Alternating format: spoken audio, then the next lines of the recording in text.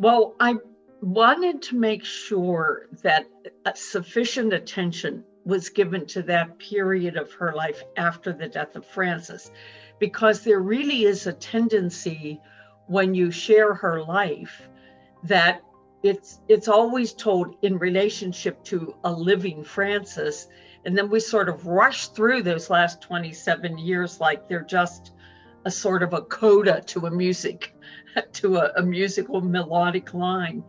And they're extremely important because what we see is that she continues, first of all, to hold on to her way of living the rule of Franciscan life, of poverty.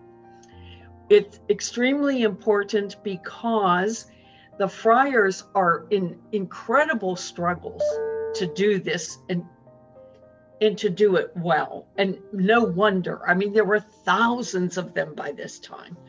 The way in which they had to observe those rules had to change.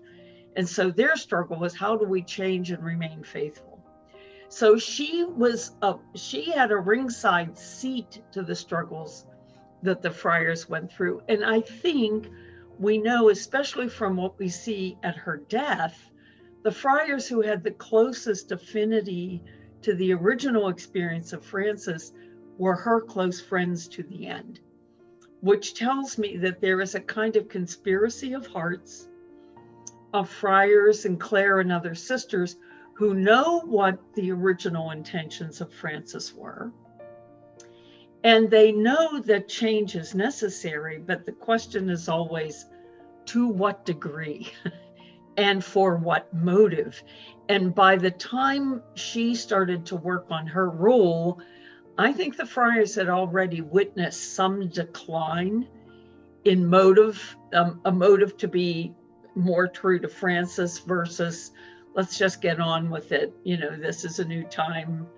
He would never have understood what we're going through now, etc. So there was a kind of rationalizing going on. And I believe that she understood that, and without ever condemning the friars, she could take a stand that would be instructive to them.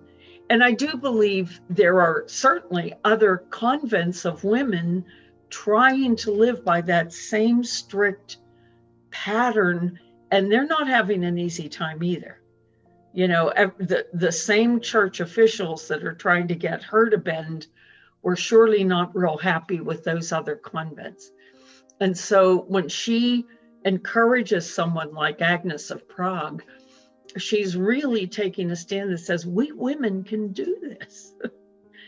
You know, we're up for it. You know, we've got this. And so you see her influence on other women, on the friars. And I'm sure the people of Assisi, after the death of Francis, she would have been such a center of gravity for them. And in terms of holding on to that experience of this springtime of Christian inspiration.